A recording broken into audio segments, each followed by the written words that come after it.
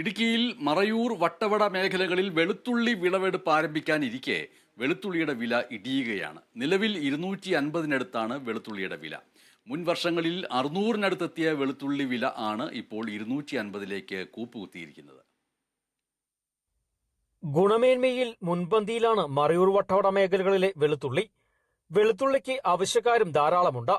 മാസങ്ങൾക്ക് മുൻപ് കൃഷിയിറക്കിയ വെളുത്തുള്ളിയുടെ വിളവെടുപ്പ് ആരംഭിച്ചു കഴിഞ്ഞു. വിളവെടുപ്പിന് തുടക്കം കുറിച്ചെങ്കിലും വെളുത്തുള്ളിയുടെ വില ഇടിയുന്ന സ്ഥിതിയുണ്ടെന്ന് കർഷകർ പറയുന്നു. നിലവിൽ 250-നടുത്താണ് വെളുത്തുള്ളി വില.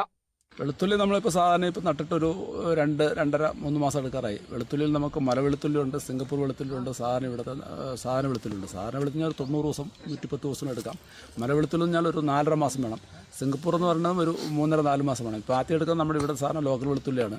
അത് നമുക്ക് സീസൺ വിത്ത് മേടിച്ചപ്പോൾ 300-350 വില ഉണ്ടായിരുന്നു. ഇപ്പോൾ നമ്മൾ എടുക്കാൻ തുടങ്ങിയപ്പോൾ 200-250 വില ഉള്ളൂ.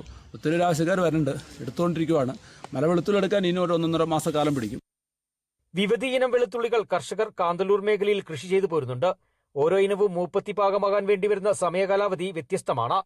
മുൻ വർഷങ്ങളിൽ 600-നടുത്തെത്തിയ വെളുത്തുള്ളി വിലയാണ് ഇപ്പോൾ 250-ലേക്ക് കൂപ്പുകുത്തിയത്. കഴിഞ്ഞ വർഷം 400-നടുത്തായിരുന്നു വെളുത്തുള്ളി വില.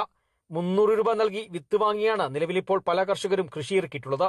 വിത്തിന്റെ വിലയും പരിപാലന ചെലവും നോക്കിയാൽ നിലവിലെ വെളുത്തുള്ളി വില കർഷകർക്ക് ലാഭം നൽകുന്നതല്ല. Kerala vision news, Idukki.